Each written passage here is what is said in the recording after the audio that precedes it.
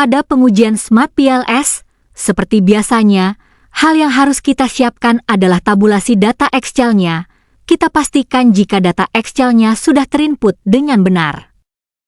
Lalu kita bisa langsung ke software Smart PLS, kita input datanya, pastikan semua data sudah terinput, jadi harus dicek dengan benar dan teliti. Kita pilih buat model, lalu kita kasih nama proyek kita. Dan setelah semua data sudah terinput, baru kita buat model kita. Kita desain gambar kerangka konsepnya sesuai dengan metode penelitian. Pada pengujian ini kita punya 2 variabel independen, 1 mediasi, dan 1 dependen.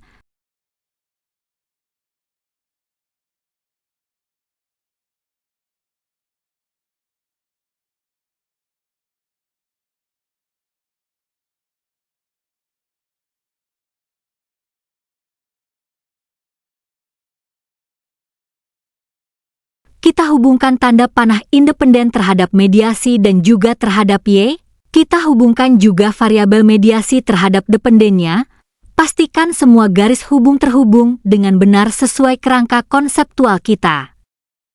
Apabila model telah sesuai, maka langkah selanjutnya adalah melakukan analisis pada menu calculata dengan memilih PLS algorithm untuk memperoleh hasil estimasi model pengukuran, outer model, dan model struktural, inner model.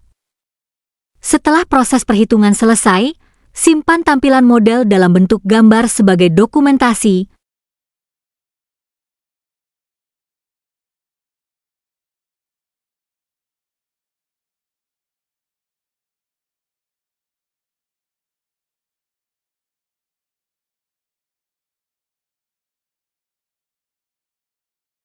Kemudian ekspor seluruh hasil analisis ke dalam format Microsoft Excel agar memudahkan proses interpretasi dan penyusunan laporan penelitian.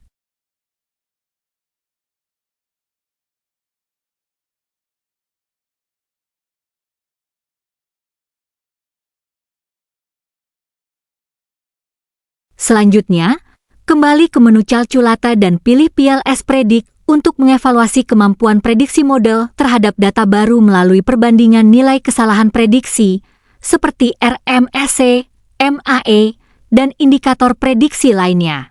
Langkah berikutnya adalah menjalankan bootstrapping melalui menu calculata untuk menguji signifikansi hubungan antar variabel dalam model.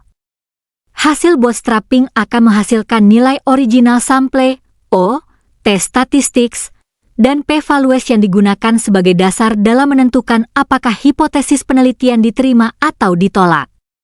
Apabila nilai T-statistics lebih besar dari 1,96 dan p-values lebih kecil dari 0,05 pada tingkat signifikansi 5%, maka hubungan antar variabel dinyatakan signifikan sehingga langkah selanjutnya kita pindahkan semua hasil ke Word. Semuanya kita interpretasikan sesuai dengan format yang sudah saya siapkan ini.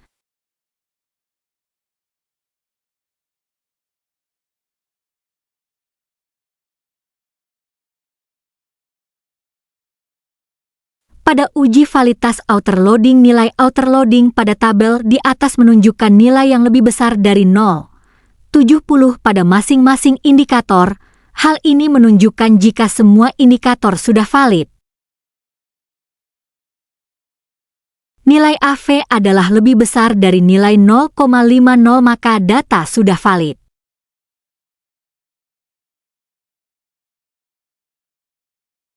Pada validitas konvergen, nilai konstruk menunjukkan nilai yang lebih besar dari konstruk variabel lain, maka hasil tersebut menunjukkan semua variabel sudah valid.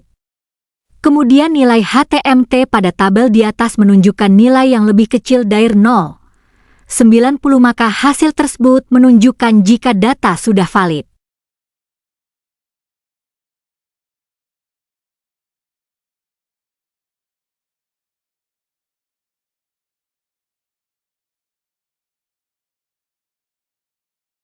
Pada uji Fornell, nilai konstruk menunjukkan nilai yang lebih besar dari konstruk variabel-variabel lain. Maka hasil tersebut menunjukkan semua indikator variabel sudah valid.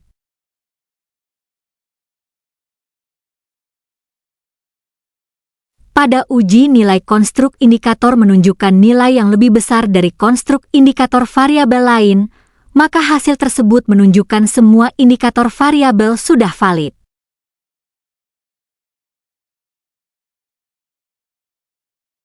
Pada uji reliabilitas nilai composite reliability menunjukkan nilai yang lebih besar dari 0,70 maka hasil tersebut menunjukkan jika semua variabel sudah reliabel.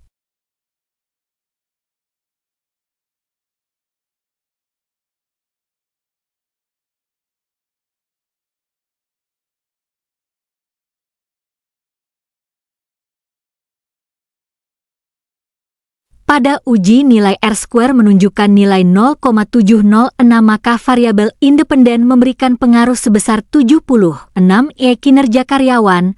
Nilai R-square menunjukkan nilai 0,438 maka variabel independen memberikan pengaruh sebesar 43,8 penilaian.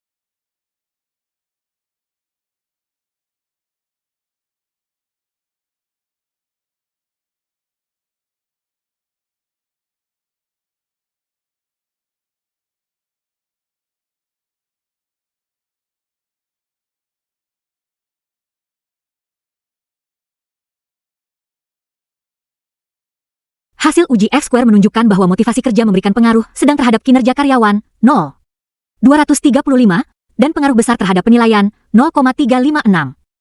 Penilaian juga berpengaruh besar terhadap kinerja karyawan 0,411. Sebaliknya, stres kerja memiliki pengaruh sangat kecil terhadap kinerja karyawan 0,001 maupun penilaian 0,000. Hasil chi-square nilai chi-square lebih besar dari 0 maka hasil tersebut menunjukkan jika model dalam penelitian ini sudah relevan.